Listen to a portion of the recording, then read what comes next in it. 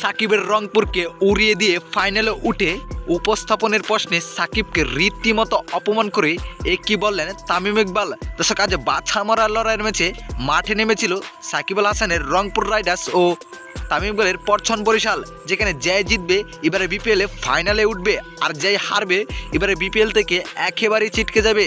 তাই তো এই ম্যাচটি নিয়ে মুখিয়ে আছেন হাজার হাজার দর্শকরা, কেননা সাকিব তামিমের লড়াইয়ের ম্যাচে বলে কথা।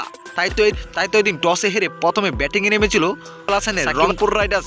হেরে ব্যাটিংয়ে নেমেই যেন রীতিমতো ব্যাটিং বিপর্যয়ী পড়ে যায় সাকিব আল হাসানের রংপুর রাইডার্স, কেননা মাত্র 10 ওভারে 51 রান তুলে 5টি উইকেট হারিয়ে ফেলেছিলেন রংপুর রাইডার্স।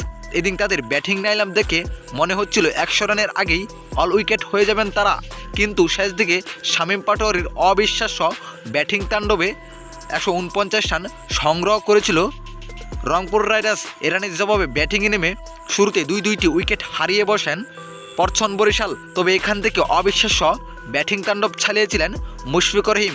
শেষ পর্যন্ত তার ব্যাটিং তাণ্ডবে রংপুরকে হারিয়ে বিপিএলের ফাইনালে উঠে যায় তামিম ইকবালের পরছন বরিশাল। এদিকে সাকিবকে উড়িয়ে ফাইনালে উঠে উপস্থাপনের প্রশ্নে রংপুরকে নিয়ে বলেন, আমাদের কাছে রংপুর পাত্তাই পাবে না, আমি সেটা আগে থেকে জানতাম, কেননা আমাদের দলে অনেক ভালো ভালো প্লেয়ার আছে যেটা রংপুরের কাছে নেই, থাকলেও তারা আমাদের সাথে পাত্তা পাবে না।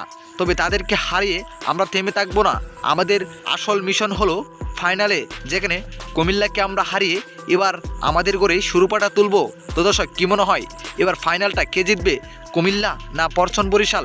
অবশ্যই জানিয়ে দেন আপনার মতামত আমাদের এই ভিডিওর কমেন্ট বক্সে। ধন্যবাদ।